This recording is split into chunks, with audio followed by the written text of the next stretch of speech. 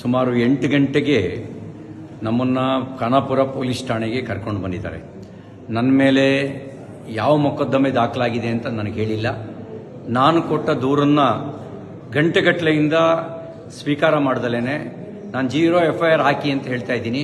ನಾನು ಕೊಟ್ಟ ದೂರನ್ನು ದಾಖಲಿಸ್ತಾ ಇಲ್ಲ. ಈಗ ಇಲ್ಲಿಂದ ಇನ್ನೆಲ್ಲಿಗೋ ಕರ್ಕೊಂಡು ಹೋಗುವಂಥ ಸಂಚು ನಡೆಸ್ತಾ ಇದ್ದಾರೆ. ಎಲ್ಲಿಗೆ ಕರ್ಕೊಂಡು ಹೋಗ್ತಾ ಇದ್ದಾರೆ ಅಂತ ಗೊತ್ತಿಲ್ಲ. ನನ್ನ ಜೀವಕ್ಕೆ ಅಪಾಯ ಇದೆ. ನನ್ನ ಜೀವಕ್ಕೆ ಏನಾದರೂ ಅಪಾಯ ಆದರೆ ಅದಕ್ಕೆ ಕಾರಣ ಇಲ್ಲಿರುವ ಕಾಂಗ್ರೆಸ್ ಸರ್ಕಾರ. ಅವ್ರ ಜವಾಬ್ದಾರಿ ಹೊತ್ಕೋಬೇಕಾಗತ್ತೆ. ನನ್ನ ವಿರುದ್ಧ ಸುಳ್ಳು ಸುದ್ದಿ ಹಬ್ಬಿಸಿ ಸುಳ್ಳು ಕಂಪ್ಲೇಂಟ್ ಕೊಟ್ಟು ನನ್ನನ್ನು ಕೊಲೆ ಮಾಡ್ತಕ್ಕಂಥ ಸಂಚು ನಡೆಸಿದ್ದಾರೆ. ಇದಕ್ಕೆ ಸಂಬಂಧಪಟ್ಟಂತೆ ನಾನು ಸಭಾಪತಿಗಳಿಗೂ ಈಗಾಗಲೇ ದೂರು ಕೊಟ್ಟಿದ್ದೀನಿ.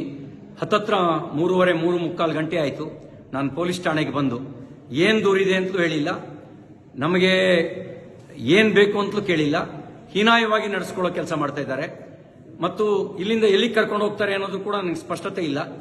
ನನ್ನ ಜೀವಕ್ಕೆ ಏನಾದರೂ ತೊಂದರೆ ಆದರೆ ಅದಕ್ಕೆ ಪೊಲೀಸರು ಮತ್ತು ಇಲ್ಲಿಯ ಸರ್ಕಾರ, ವಿಶೇಷವಾಗಿ ಲಕ್ಷ್ಮೀ ಹೆಬ್ಬಾಳ್ಕರ್, DK ಶಿವಕುಮಾರ್ ಅವ್ರ ತಂಡವೇ ಇದಕ್ಕೆ ಕಾರಣ ಆಗುತ್ತೆ ಅನ್ನೋದನ್ನು ಈ ಮೂಲಕ ನಾನು ತಿಳಿಸೋದಕ್ಕೆ ಬಯಸ್ತಾ ಇದ್ದೀನಿ. ಎಲ್ಲವೂ ನಿಗೂಢವಾಗಿದೆ. ಯಾವುದೋ ಕ್ರಿಮಿನಲ್ಗಳನ್ನು ನಡೆಸ್ಕೊಳ್ಳೋ ರೀತಿಯಲ್ಲಿ ನಡೆಸ್ಕೊಳ್ತಾ ಇದ್ದಾರೆ. ಅವರು ನಡೆಸ್ಕೊಳ್ತಿರೋ ರೀತಿ ಅನುಮಾನ ಹುಟ್ಟಿಸ್ತಾ ಇದೆ. ಪ್ರತಿಯೊಂದು ನಡೆಯೂ ಕೂಡ ಅನುಮಾನಾಸ್ಪದವಾಗಿದೆ ಅವರು ನಡ್ಕೊಳ್ತಿರ್ತಕ್ಕಂಥ ರೀತಿ. ನಾನೊಬ್ಬ ಜನಪ್ರತಿನಿಧಿಯಾಗಿ ಮಂತ್ರಿಯಾಗಿ ಕೆಲಸ ಮಾಡಿದವನು. ನಾನು ಕೊಟ್ಟ ದೂರಿಗೆ 0 FIR ರಿಜಿಸ್ಟರ್ ಮಾಡಿ ಅಂತ ಹೇಳಿದ್ರೆ ಮೀನಾಮೇಷ ಎಣಿಸ್ತಾ ಇದ್ದಾರೆ. ಇದೆಲ್ಲವೂ ಅವರು ತುರ್ತು ಪರಿಸ್ಥಿತಿಯ ಕಾಲಘಟ್ಟದಲ್ಲಿ ನಡ್ಕೊಳ್ಳೋ ರೀತಿಯಲ್ಲಿ ನಡ್ಕೊಳ್ತಾ ಇದ್ದಾರೆ. ಜೈ ಹಿಂದ್.